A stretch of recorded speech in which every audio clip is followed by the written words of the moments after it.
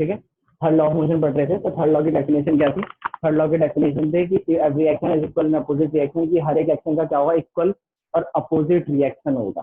ठीक है, तो हर एक वो क्या नाम है, एक्शन रिएक्शन क्या होता है? एक्शन रिएक्शन का मतलब क्या है कि अगर एक सरफेस से दूसरी सरफेस पर फोर्स लग जाए, उससे दूसरे उस पर लग रही है, ठीक है, तो वो क्या है? एक्शन और रिएक्शन। और हमेशा एक्शन रिएक्शन फोर्स के लिए क्या चाहिए? दो बॉडी चाहिए होती है, एक एक्शन वाली और एक जो रिएक्शन देगी या फिर जिस पर एक्शन होगा।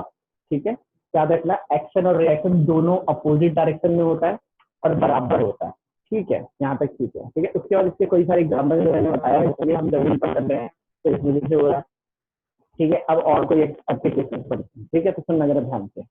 एप्लीकेशन क्या होगी? सिंपल लॉजिक है। मान लो फॉर एग्जाम्पल में बात कर रहा है कि गन की। ठीक है, तो एक गन का, भैया आपकी वॉइस बहुत ब्रेक हो रही है। ठीक है, अभी देखो कोशिश है। अब आवाज अगर ब्रेक हो रही है, नेटवर्क की दिक्कत हो सकती है।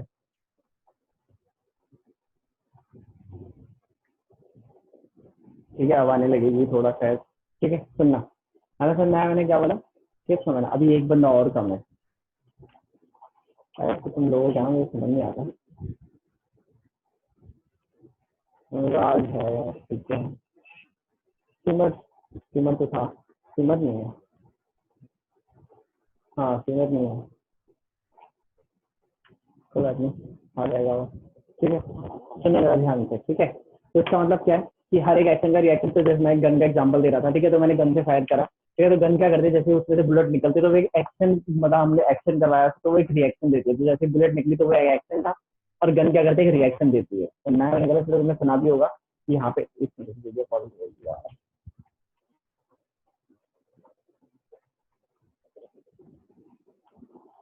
ठीक है, तो वो गन क्या करती है? एक्शन रिएक्शन देती है। कि मान लो फॉर एग्जाम्पल आवाज आने लगेगी, अभी कॉल आ गई। भैया की आवाज नहीं आ रही।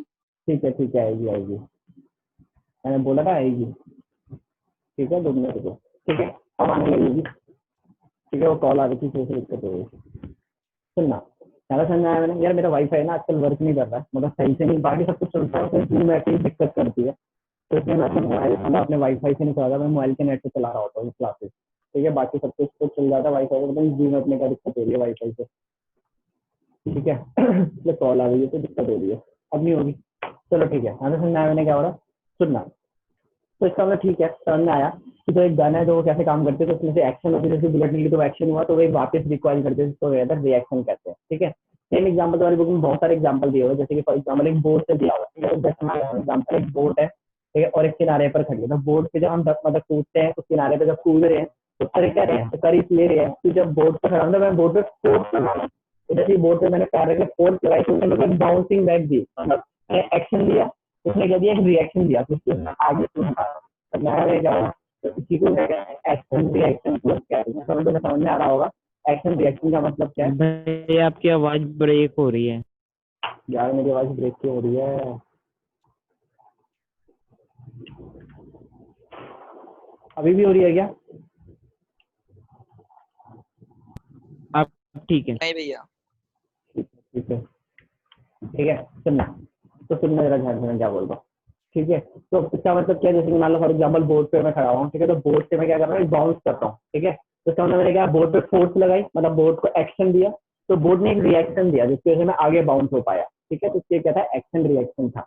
पक्का समझ में आ रहा है मैं कह रहा हूँ? तो ये सारे एग्जाम्पल्स थे किसके? थर्ड लॉ ऑफ मोशन के। तो मैं बुक दिखा देता हूँ, उसमें से देख लेगा तुम, ठीक है, शायद तुम्हें उससे क्लियर हो जाए। ठीक है, तो देखना, ये क्या नाम है एग्जाम्पल है स्टोर में। दृष्टि म्यूट करना होता है मैडम। ठीक है, तो देखना, ये गन वाला एग्जाम्पल है और ये नीचे बोट वाला एग्जाम्पल है। ठीक है, तो ये सारे एग्जाम्पल्स हैं, इसके ये तुम्हें पैराग्राफ पूरा पढ़ना है, मतलब ये वाला पेज पूरा पढ़ना है, पेज नंबर 122 ये पूरा पढ़ना है। ठीक है, और ये स्क्रीन के साथ भी दिया हुआ है कि स्क्रीन को अगर तुम खींचोगे, ठीक है, तो तुमने इसको एक्शन दिया तो वो रिएक्शन दिखाती है। ये सब एग्जाम्पल्स हैं।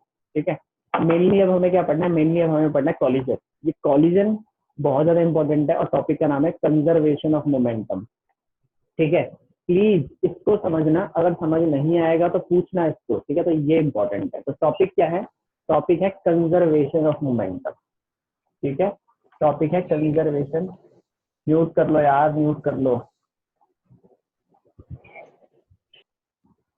ठीक है, तो सुनना, conservation of momentum. Conservation of momentum का मतलब क्या है? दिमाग लगाना और सुनने जरा ध्यान से, सिंपल सा लॉजिक है। मोमेंटम का मतलब क्या था? मास इनटू वेलोसिटी। ठीक है। कंजर्वेशन का मतलब क्या होता है, तो पहले एक एक करके बात करते हैं। तो मोमेंटम का मतलब तुम्हें पता ही, मास इनटू वेलोसिटी था। कंजर्वेशन का मतलब क्या होता है? कंजर्वेशन का मतलब संभाल कर रखना, कंजर्व करके रखना। मतलब है इसका मतलब ये भाई कि आपकी आवाज बहुत ब्रेक। क्यों आज ब्रेक हो रही है यार?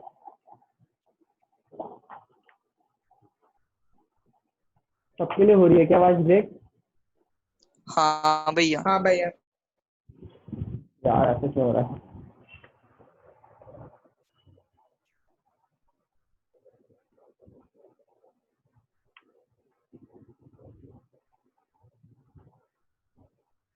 अभी बताओ मेरे को जरा।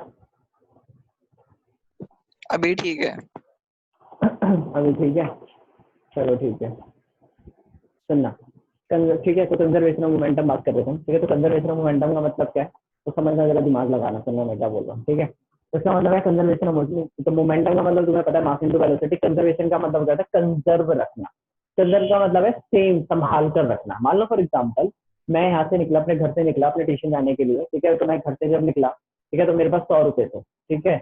और मैं ट्यूशन गया तो मेरे पास तब भी 100 रुपए थे। मैंने रास्ते में बहुत सारी खाने की चीज पड़ी, लेकिन मैंने नहीं खाई। तो इसका मतलब क्या है? मैंने कंजर्व करके रखे अपने पैसे, ठीक है।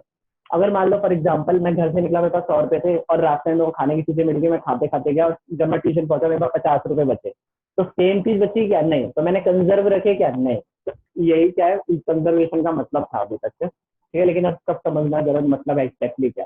तो कंजर्वेशन ऑफ मोमेंटम का मतलब है, कंजर्वेशन ऑफ मोमेंटम का मतलब ये कि किसी चीज के एक्शन से पहले जो मोमेंटम था और उस एक्शन के होने के बाद जो मोमेंटम है वो बिल्कुल सेम है। इसको बोला था कंजर्वेशन ऑफ मोमेंटम। इसको तुम्हें एक तरह से समझ सकते हो, जैसे तुमने बहुत सारी चीजें पढ़ी होंगी, कंजर्वेशन ऑफ एनर्जी, ठीक है, कंजर्वेशन ऑफ बहुत सारी चीजें पढ़ते हैं। ठीक है, तो कंजर्वेशन का मतलब क्या है? सेम रहना उस एक्शन के होने से पहले और उस एक्शन के होने के बाद।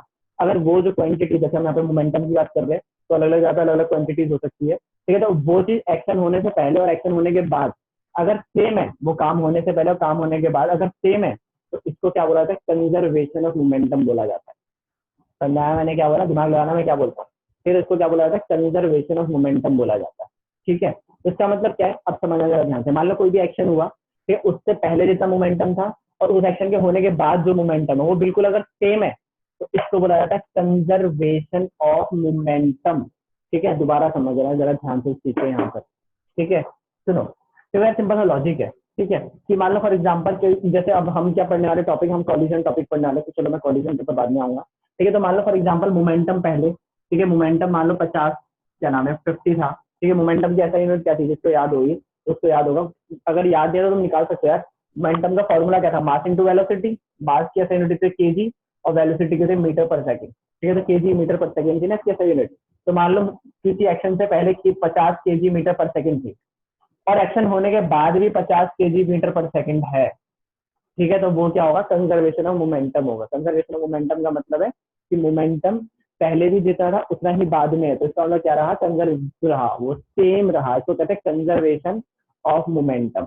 पक्का समझ आ रहा है मैं क्या कह रहा हूँ? अब दिमाग लगाना और सुनना जरा ध्यान से मैं क्या बोलना चाह रहा हूँ, ठीक है। आगे सुनो, ठीक है, सुनना। तो अब हम क्या पढ़ रहे हैं? अब हम पढ़ रहे हैं कॉलिजन, ठीक है। तो कंजर्वेशन ऑफ मोमेंटम का मतलब क्या है? कि मोमेंटम पहले और बाद में सेम रहे। अब इस चीज को हम एक्सप्लेन करेंगे, मतलब क्या है, मतलब कंजर्वेशन ऑफ मोमेंटम की मोमेंटम पहले और बाद में सेम रहता है, इस चीज को प्रूव करने के लिए हम कॉलिजन वाले कॉन्सेप्ट की हेल्प ले रहे हैं। तो क्या हम कॉलिजन क्यों पढ़ रहे हैं? तो कॉलिजन के थ्रू हम ये समझाएंगे कि मोमेंटम टकराने से पहले और मोमेंटम टकराने के बाद सेम रहता है। मतलब अगर मोमेंटम टकराने से पहले अगर 50 मीटर किलो केजी मीटर पर सेकंड था और टकराने के बाद भी अगर उतना ही है, तो हम प्रूव कर देंगे कि क्या था? मोमेंटम कंजर्व रहता है। तो समझ में आ रहा है मैं क्या कह रहा हूँ? तो हम क्या पढ़ने वाले हैं? इसीलिए हम पढ़ने वाले हैं कॉलिजन। कॉलिजन का मतलब क्या होता है? कॉलिजन का मतलब होता है टकराना। क्या होता है कॉलिजन का मतलब? टकराना। तो मान लो फॉर एग्जाम्पल दो बॉल आ रही है, ठीक है। तो दो बॉल जो आ रही है वो आपस में टकरा जाए, तो टकराने के क्या कहते हैं? कॉलिजन बोला जाता है। आया समझ? मैंने क्या बोला? अब समझना जरा इस चीज को ध्यान से, ठीक है। तो मैं तुम्हें इस चीज को डायग्राम के थ्रू समझाऊंगा, ठीक है। तो शायद अच्छी बात है अगर समझ में आ जाएगी, तो वरना समझ में तो आया नहीं है, इसकी टेंशन मत लो। सुनना, मान लो फॉर एग्जाम्पल एक बॉल है मेरे पास, वो बॉल है ए, और एक दूसरी बॉल है और वो बॉल है बी, ठीक है। ये बॉल इधर मूव कर रही है और ये बॉल भी इधर मूव कर रही है, समझ में आया मैंने क्या बोला? जहां पर समझ नहीं आएगा वहीं पर रोक देना। कोई बाद में ये नहीं बोलेगा कि भैया पूरा दोबारा बताओ। सुन लो मैं क्या बोल रहा हूँ पहले। कोई ये नहीं बोलेगा कि भैया दोबारा बताओ, पूरा दोबारा रिपीट करा दो, बैकअप दे दो, या कोई नहीं बोलेगा। ठीक है, चैप्टर खत्म होगा आज। अगले क्लास में मैं सिर्फ डाउट लूंगा और अभी ये समझना टॉपिक। रीजन ये है इसका दोबारा में समझाने का, क्योंकि यार ये इसमें कॉन्सेप्चुअल चीजें होती है। अगर मैं इनको दोबारा रिपीट कराऊंगा ना तो मुझे दिक्कत ये है कि मैं उस तरीके से नहीं समझा पाऊंगा। ठीक है, तो एक फ्लो में जब चलती है चीजें तो वो ज्यादा समझ में आती है। ठीक है, सुनना। तो हम क्या बोल रहे थे? ठीक है, तो मान लो एक बॉल ए है, एक बॉल बी है। ठीक है, तो जो बॉल ए है उसका जो मास है वो एम ए है, और जो बॉल बी है मान लो उसका मास एम बी है। समझाया मैंने क्या बोला? बॉल ए का मास ए है और बॉल बी का मास एम बी है। समझा गया मैंने क्या बोला? मान लो टकराने से पहले जो इनकी स्पीड थी तो वो इनिशियल स्पीड रही होगी। तो मान लो ए बॉल की जो स्पीड है वो यू ए है और इसकी इनिशियल वेलोसिटी यू बी है। यहाँ तो समझ में आ गया होगा मैंने क्या बोला?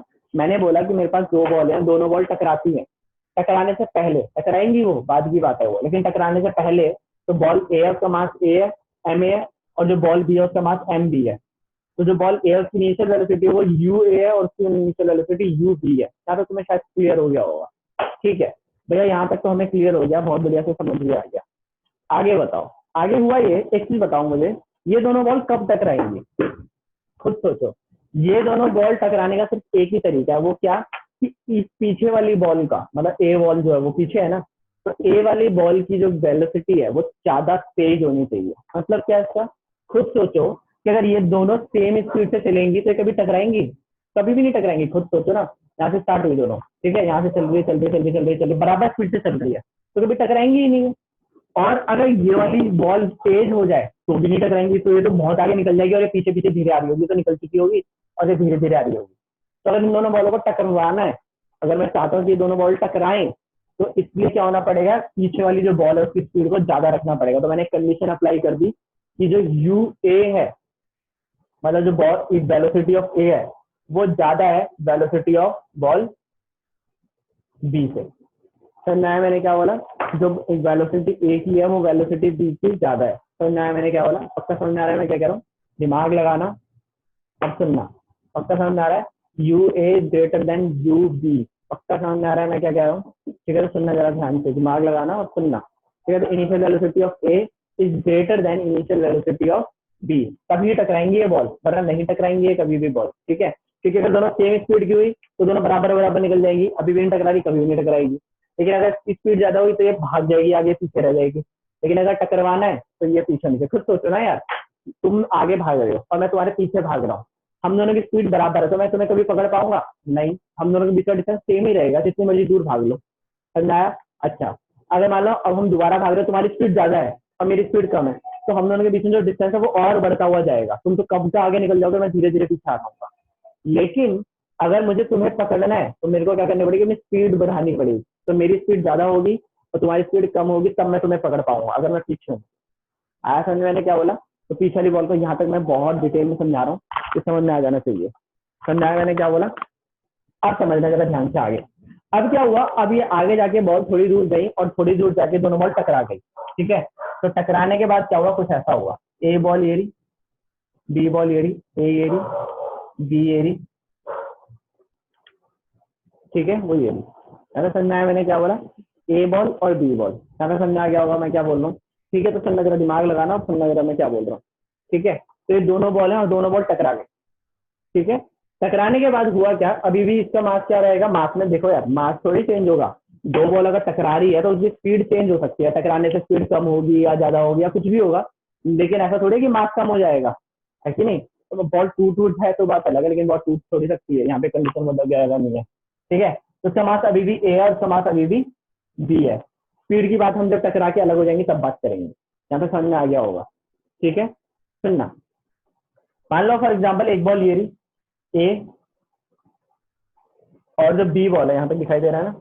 ठीक है, और जो बी बॉल है, अब ये दोनों टकराने के बाद क्या हो गई? अलग अलग हो गई।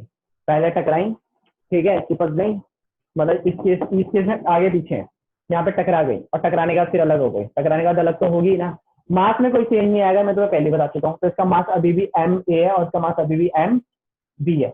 लेकिन अब क्या होगी? अब स्पीड चेंज हो जाएगी। तो ये इनिशियल वेलोसिटी थी यू ए यू बी, तो अब क्या हो जाएगी, फाइनल वेलोसिटी हो जाएगी v और vb।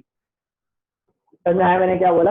अब ऐसी कोई कंडीशन अप्लाइड नहीं है क्योंकि अब टकराना थोड़ी है, लेकिन अगर मैं तुमसे पूछूं तो बताओ किसकी स्पीड ज्यादा होगी, तो तुम बता सकते हो क्या कि ए बॉल की स्पीड ज्यादा अब टकराने के बाद, ठीक है। ए बॉल की स्पीड पहले किसकी स्पीड जाती थी, ए बॉल की ज्यादा, बी की। ऑब्वियसली अब बी की ज्यादा होगी। सिंपल है ना यार, तुम आगे आगे चल रहे हो, मैं तुम्हारे पीछे गया, मैंने तुम्हें धक्का, मैं भागते हुए आया तो मैंने तुम्हें धक्का मार दिया, ठीक है। तो मैं जब धक्का मारूंगा तो मेरी तो स्पीड कम हो गई ना, क्योंकि मेरी फोर्स तो ट्रांसफर हो गई।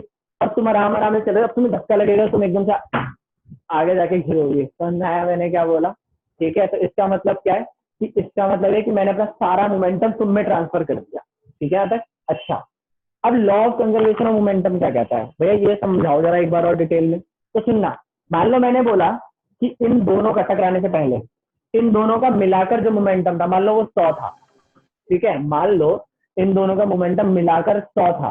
फॉर एग्जाम्पल मैं नंबर के अकॉर्डिंग बता रहा हूँ, ठीक है। मान लो फॉर एग्जाम्पल इसका 30 था और इसका 70 था। मैंने क्या बोला, टकराने के बाद इसका 60 हो जाए, इसका 40 हो जाए, इसका 60 हो जाए, लेकिन 100 रहेगा टोटल। ये बात है, आपस में जितना मर्जी बढ़े घटे, जैसे इसका देखो बढ़ गया, इसका घट गया, कुछ भी हो, हमें कोई मतलब नहीं। मान लो 50-50 ही रह गया, दोनों का 50-50 हो गया, हमें उससे मतलब नहीं है, कुछ भी रख, लेकिन टोटल सेम होना चाहिए।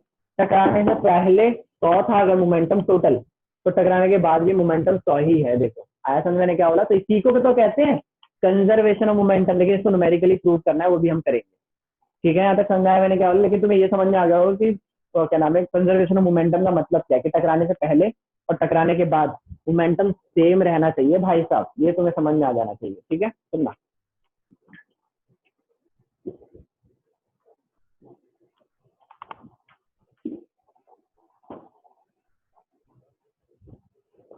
ठीक है। सुनो, अब हम करें इसको न्यूमेरिकली, ठीक है। अब हम इसको न्यूमेरिकली प्रूव करेंगे और देखेंगे कि ये कैसे होता है, ठीक है। सुनना, तो मेरे को थोड़ा मिटाना भी पड़ेगा बाद में, ठीक है। मैं देख लेता हूँ कहाँ तक दिख रहा है तुम लोगों को, ठीक है। मैं थोड़ा छोटा छोटा लिखूंगा भैया। लॉज ऑफ मोशन को ही न्यूटन लॉ बोलते हैं। हाँ यार, उसी से एक्सप्लेन किया जाता है, ठीक है। लेकिन वो क्या नाम है हाँ तुम बोल सकते हो अभी, वैसे कोई दिक्कत नहीं है। चलो ठीक है। सुनना, ज्यादा ठंडा है, मैंने क्या बोला। अब सुनना जरा ध्यान से यार। अब हम बात करते हैं चलो फोर्स की, ठीक है। या फिर फोर्स का मतलब क्या, मास इंटू वेलोसिटी था, ठीक है।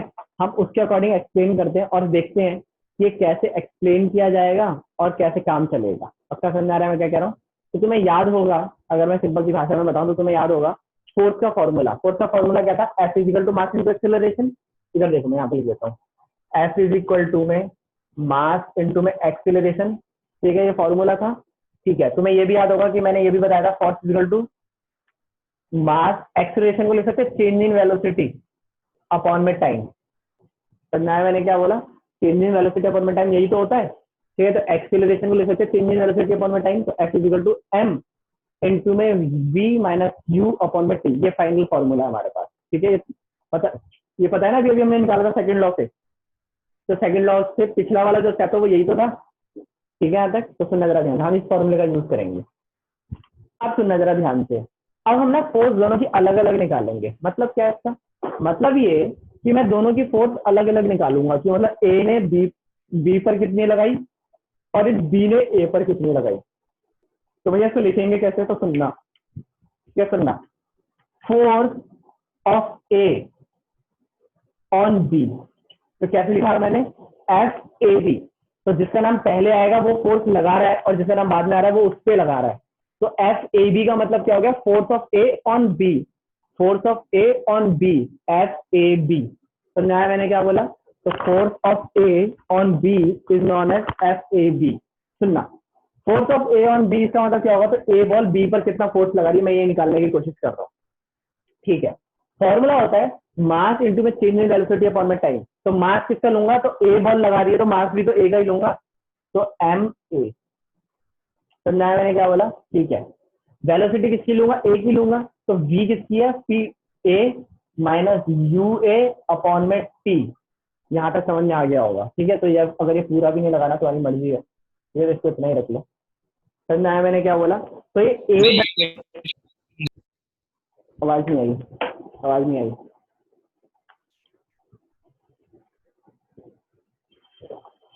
दोबारा बताना है ना, दोबारा बता देता हूँ, सुनो। एफ ए बी है, ठीक है, force of A on B, ठीक है, मैं ये निकाल रहा हूँ, ठीक है, मैं नंबर बता दूं पहले, तो मैंने समझाने के विषय थे बस, ठीक है। सुनना, मैं ये बोल रहा हूँ कि मैं आया पीछे, मैं ए हूँ, ठीक है, और तुम आगे खड़े हुए हो, तुम बी हो, ठीक है, मैंने तुम्हें धक्का लगाया, ठीक है, तो एक सेकेंड, मैंने तुम्हें धक्का लगाया, तो मैंने तुम पर कितना धक्का लगाया मैं ये निकाल रहा हूँ। तो F of A on B, तो कितना एफ ए बी पर कितनी फोर्स लगा रहा है, उसी को बोला जा रहा है एफ ए बी। क्या तो समझ आया मैंने क्या बोला? तो मैं कितनी फोर्स लगाऊंगा ये मुझ पर डिपेंड करता है ना।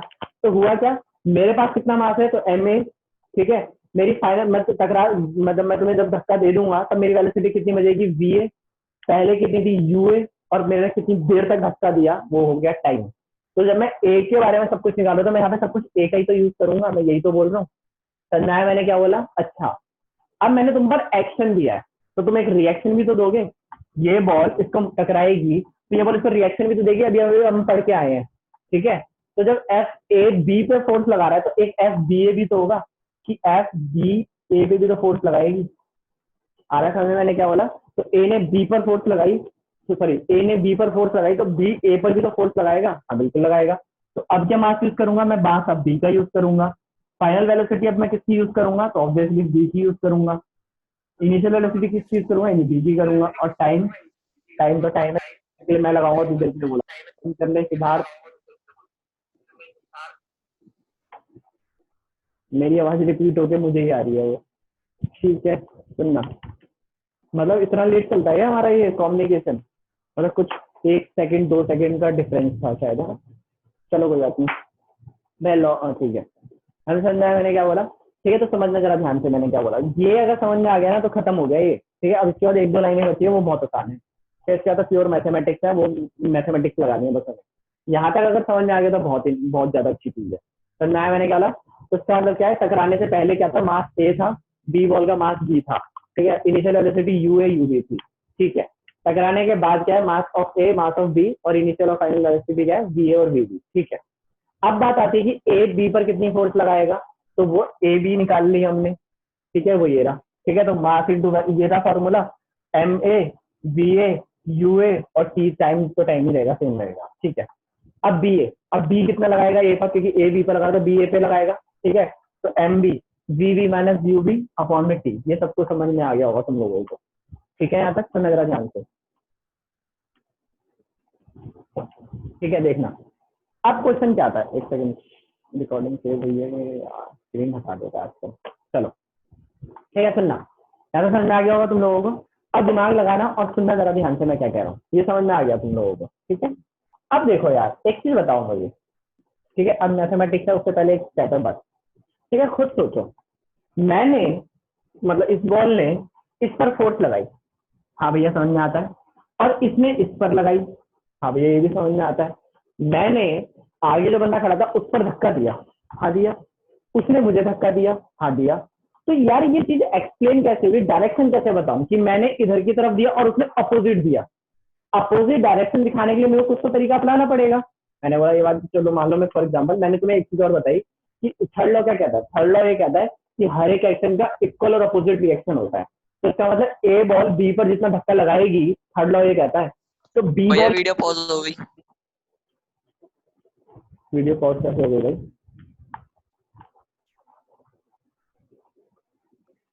अब ठीक है।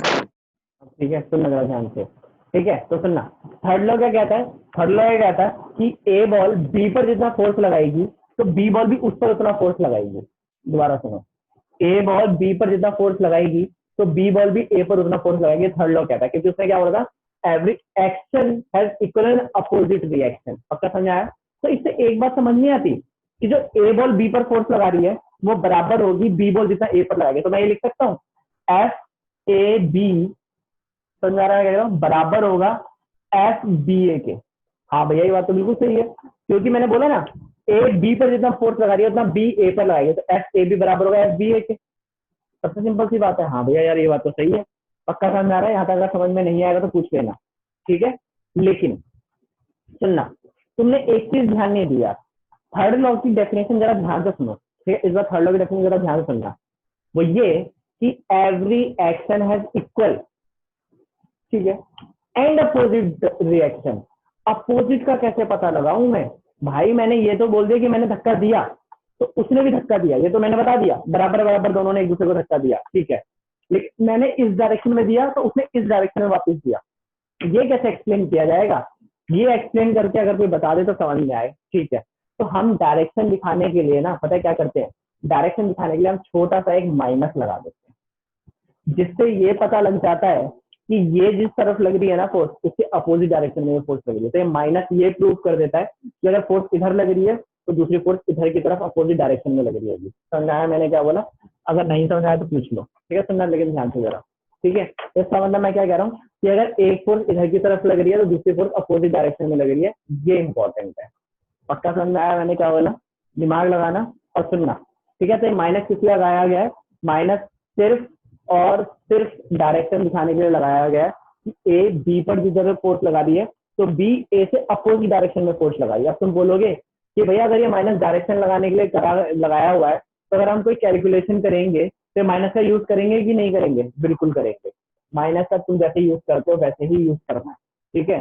ये डायरेक्शन दिखाने के लिए लगाया तो गया था, लेकिन अब वो उसी में यूज किया जाएगा। समझाया मैंने क्या बोला?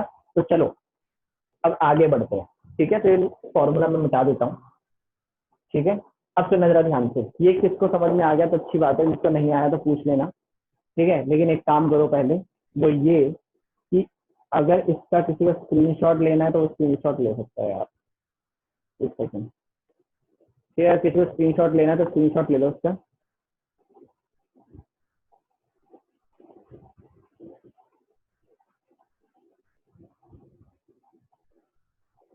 ठीक है। क्योंकि अब मैं इससे आगे का बताऊंगा और इससे आगे का बताने का मतलब ये है कि इससे आगे का समझेंगे लोग, ठीक है। सुनना, दिमाग लगाना, ठीक है। तो यहाँ तक ये याद रखना, यहाँ तक इसलिए बोल रहा हूँ मैं क्योंकि अब मैं मिटा दूंगा तो फिर दोबारा नहीं बता पाऊंगा, ठीक है। तो सुनना जरा ध्यान से, ए बॉल ने बी पर कितनी फोर्स लगाई वो ये थी, ठीक है। Force is equal to mass into velocity, changing velocity पर टाइम फॉर्मूला होता है वो ये रहा। बी ए पर कितने लगा रहा है वो ये रहा। तो नया मैंने क्या बोला, ठीक है। अब क्वेश्चन ये आया कि action equal and opposite reaction होता है तो वो ये रहा, ठीक है। इक्वल होता है तो इक्वल का साइन लगाया एफ ए बी और बी ए पर, लेकिन अपोजिट एक्शन होता है तो माइनस का भी लगा दिया। समझाया मैंने क्या बोला? तो f a b is equal to minus f b a, यहाँ पे समझाया मैंने क्या बोला? अब दिमाग लगाना और सुनना, ठीक है। वो ये देखो मैं इसको मिटा रहा हूँ, ठीक है। कॉलिजन वाला मिटा देता हूँ, ठीक है। सुनना जरा ध्यान से, यहाँ समझाया मैंने क्या बोला? अच्छा, अभी तक हम यहाँ तक पहुंच चुके हैं कि एफ ए बी बराबर माइनस एफ बी ए, ठीक है। एफ ए बी की फॉर्मूला क्या थी? ये थी वैल्यू, तो मैं लिख सकता हूँ M A V A minus you A upon में टाइम इज इक्वल टू में M B we B minus you B upon में टाइम। तो नया मैंने क्या बोला? मैंने क्या करा है, इसकी वैल्यू ये रही और इस वाली की वैल्यू ये रही और एक माइनस है दोनों के बाहर, वो ये रहा, ठीक है। 10 मिनट बचे हैं, फटाफट से समझना इसको। तो नया मैंने क्या बोला, ठीक है। तो इस एफ ए बी की वैल्यू ये रही, वो ये डाल दी, एफ बी ए की वैल्यू ये रही, वो ये डाल दी, और बाहर एक माइनस था तो बड़ा ब्रैकेट लगा के एक माइनस लगा दिया। या तो समझ में आया मैंने क्या? दिमाग लगाना जरा, सुनना। अब आ जाती है M A V A minus you A upon में टाइम, ठीक है, is equal to minus M B we B minus you B upon में टाइम, ठीक है। तो पहले टाइम से टाइम काट दूं, समझ में आया मैंने क्या बोला? ठीक है, मैं इसको मिटा रहा हूँ दोबारा, ठीक है। यहाँ तक डिविजन में ना एक बड़ा बोर्ड है तो उसमें पूरी कैलकुलेशन एक साथ आती है, लेकिन इसमें स्क्रीन की भी दिक्कत है और फिर ये भी दिक्कत है कि इसमें छोटा बोर्ड है, ठीक है। मैं तो समझ में आया मैंने कहा। तो अच्छा बचा क्या? तो ऊपर से बचा एम, ये स्टेप्स हैं, ठीक है। एरो डालने की जरूरत है नहीं वैसे, ठीक है। एम ए बचा v A minus you a is equal to minus का M B we B minus you b. यहाँ पे समझ में आया मैंने क्या बोला? दिमाग लगाना। अब मैं अंदर अंदर करके एक करके मल्टीप्लाई कर रहा हूँ, एक सेकंड रुक जाओ, मेरे को इनका डालने दो यार।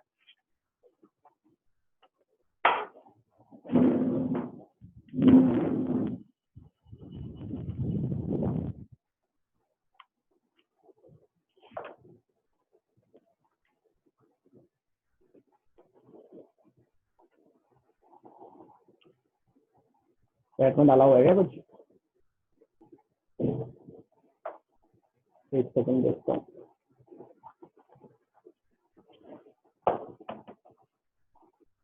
कैसे क्या है भैया, मेरा नेट खत्म हो गया, मैं रिकॉर्डिंग देख लूंगी।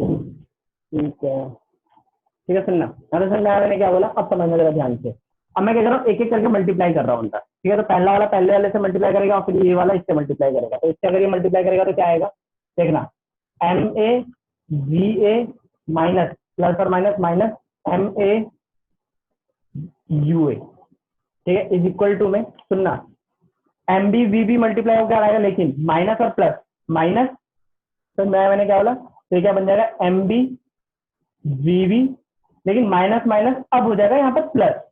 दिमाग लगाना इसमें मैं क्या कह रहा हूँ। ठीक है, तो M B U B, M B और यू बी। ठीक है, तो वी में डिफरेंशिएटेड रखना, मैं वी पे थोड़ा ऊपर की तरफ वो कर देता हूँ। ठीक है, तो बी और यू थोड़ा अलग अलग है। तो मैंने क्या बोला, सुनना जरा ध्यान से। अब मैं कुछ नहीं कर रहा, मैं क्या कर रहा हूँ, यू वाले देखो अभी तक क्या है, अभी तक डिफरेंशिएटेड कौन कौन से, सारे ए वाले एक तरफ है और सारे बी वाले एक तरफ है। अब मैं क्या कर रहा हूँ, यू जिस के साथ है वो एक तरफ कर रहा हूँ और जो बी जिस के साथ है वो एक तरफ कर रहा हूँ।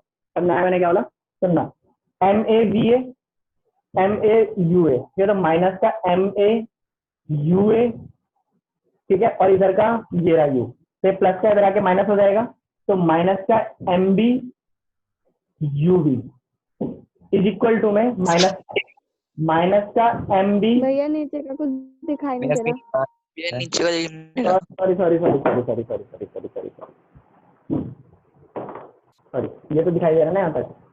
ठीक है, सुनना, अब मैं यहाँ पे लिख रहा हूँ, तो मैं सारे यू वाले एक तरफ लिख रहा हूँ, वी वाले एक तरफ लिख रहा हूँ। ठीक है, तो सुनना, एम ये दिखाई दे रहा है, हाँ दिखाई दे रहा है, एक सेकंड यहाँ पे लिख देता हूँ। सुनना, ये दिखाई दे रहा है, हाँ ठीक है, सुनना, तो मैं यू वाला, ये यू वाला है, देखो यू वाले पे अंडरलाइन कर देता हूँ, ये यू वाला है और एक ये यू वाला है, तो मैं इनको एक तरफ लिख रहा हूँ। माइनस का है ये, तो माइनस का एम ए यू ए, और ये इधर प्लस का इधर आगे क्या हो जाएगा, माइनस का हो जाएगा, तो माइनस का एम बी यू बी, करना है इक्वल। ठीक है, ये इधर पहले से है वी वाला, ठीक है, तो माइनस इधर लिख देता हूँ ये, ठीक है, माइनस का एम बी वी बी, और इधर माइनस प्लस का इधर जाके क्या हो जाएगा, माइनस का हो जाएगा, तो माइनस का एम ए वी ए। ठीक है, तो यू वाले एक तरफ हो गए और वी वाले एक तरफ, अब चाहे वो ए के हो चाहे बी के हो, बात अलग है। इन दोनों में से माइनस को मैं निकालूंगा तो माइनस का आ जाएगा बाहर और अंदर क्या बच जाएगा, सब कुछ प्लस का, M A you A plus M B U B. ठीक है, इज इक्वल टू में यहाँ पे भी माइनस अगर मैं कॉमन ले लूं, तो यहाँ पे भी अगर माइनस कॉमन ले लूं तो ये दिख जाएगा M B we B minus, दिमाग लगाना मैं क्या बोल रहा हूँ। ठीक है, M B we B minus, sorry plus, minus minus common ले लिया ना, plus M A V A, तो नया मैंने क्या बोला, माइनस से माइनस कट जाएगा, तो बचा क्या एंड में जाकर, एंड में जाकर बचा M A you A plus M B U B is equal to, मैं ए वाला पहले लिख सकता हूँ, दोनों प्लस के ही है, आगे पीछे लिख लो कोई दिक्कत नहीं है। ठीक है, M A V A plus M B we B, देखना जरा, यही तो प्रूफ करना था। और मेरे को कैसे पता लगा यही प्रूफ करना था, सिंपल लॉजिक है ना। क्या प्रूफ करना था हमें प्रूफ ये करना था कि इनिशियल, मैं इस पे स्टेप लिख देता हूँ, ये पहला स्टेप है, ये दूसरा स्टेप है, ये तीसरा स्टेप है, ये चौथा स्टेप है, ये पांचवा स्टेप है, ये छठा स्टेप है और ये सातवां स्टेप है। ठीक है, तो हमें प्रूव क्या करना था, हमें यही तो प्रूव करना था मेरे भाई कि इनिशियल वेलोसिटी और फाइनल वेलोसिटी दोनों की बराबर होती है। ये तो प्रूव करना था कि टकराने से पहले और टकराने के बाद दोनों का मोमेंटम सेम रहता है। जो मैं बता रहा था कि मान लो पहले टकराने से पहले 30 और 70 था लेकिन टोटल 100 था, टकराने के बाद 50-50 हो जाए चाहे तो, लेकिन टोटल 100 ही रहेगा। वही तो प्रूव कर रहा है ये कि इनिशियल वेलोसिटी ऑफ ए और initial momentum, sorry initial momentum of a और इनिशियल मोमेंटम ऑफ बी का जो टोटल होगा वो फाइनल मोमेंटम ऑफ बी और फाइनल मोमेंटम ऑफ ए का बराबर होगा। अरे भैया यही तो प्रूव करना था, बिल्कुल सही बात है। तो मोमेंटम पहले का और मोमेंटम बाद का दोनों का सेम होना चाहिए। मोमेंटम पहले का तब दोनों बॉलों का टकराने से पहले क्या था और दोनों बॉलों का मोमेंटम टकराने के बाद क्या था, बिल्कुल सेम होना चाहिए, तो प्रूव समझ आया। तो याद रखना यू यू ए के एक तरफ और वी वाले बी के ए और बी के एक तरफ। समझ आया मैंने क्या बोला? तो यू वाले एक तरफ, बी वाले एक तरफ। रीजन क्योंकि initial velocity of a plus momentum, sorry, initial momentum of ball a और इनिशियल मोमेंटम बॉल बी दोनों का प्लस करके जो भी आएगा वो बाद वाले के बराबर होने से, टकराने के बाद। तो टकराने से पहले और टकराने के बाद दोनों का मोमेंटम बिल्कुल सेम है। इसी को तो कहते हैं कंजर्वेशन। मैंने क्या बोला था कि किसी भी चीज को सेम रखना, एक्शन से पहले और एक्शन के बाद। तो टकराना एक एक्शन था, तो टकराने से पहले जो मोमेंटम था और टकराने के बाद जो मोमेंटम बिल्कुल सेम है। ठीक है, 2 मिनट बचे, फटाफट से मुझसे डाउट पूछो। पहले मुझे एक चीज बताओ, मैं 1 सेकंड रिकॉर्डिंग पॉज कर देगा। मतलब सबको आ गया, सबने हैंड रेस कर दिया, चलो ठीक है, ठीक है यहाँ तक। तो अगर किसी को डाउट होगा तो प्लीज इसको रिवाइज कर लेना। 1 सेकंड में ना इसको पहले मैं इसको वो सेव कर दूं इसको यार।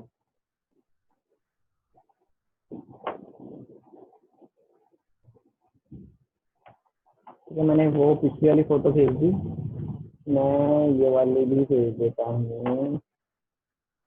ठीक है, 1 सेकंड रुकना।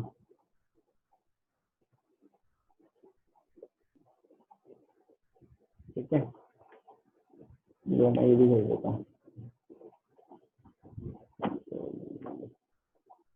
ये लो। ठीक है, मैंने दोनों स्क्रीनशॉट भेज दिए। ठीक है, तो पूरा मोमेंटम मैंने दोनों भेज दिया, फर्स्ट वाला सेकंड वाला, लेकिन मैं नोट्स में दूंगा, कि टेंशन मत लो। अरे यार मुझे नोट्स लिखवाने थे आज, 1 मिनट बचा है, कोई बात नहीं, इस काम में अभी इस चैप्टर के नोट्स स्टार्टिंग से कराने। ठीक है, भैया आपकी वॉइस बहुत ब्रेक हो रही है। बात नहीं, मैं बता रहा हूँ बस चीजें। भैया वॉइस समझ नहीं आ रही है, ब्रेक हो रही है इतनी ज्यादा।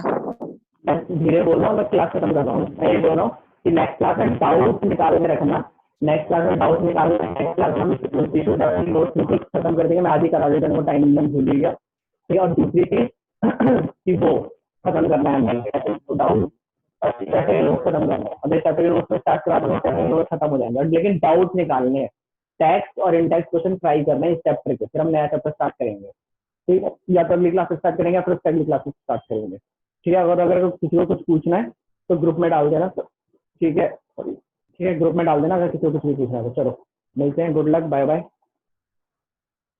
गुड आफ्टरनून भैया। Good afternoon.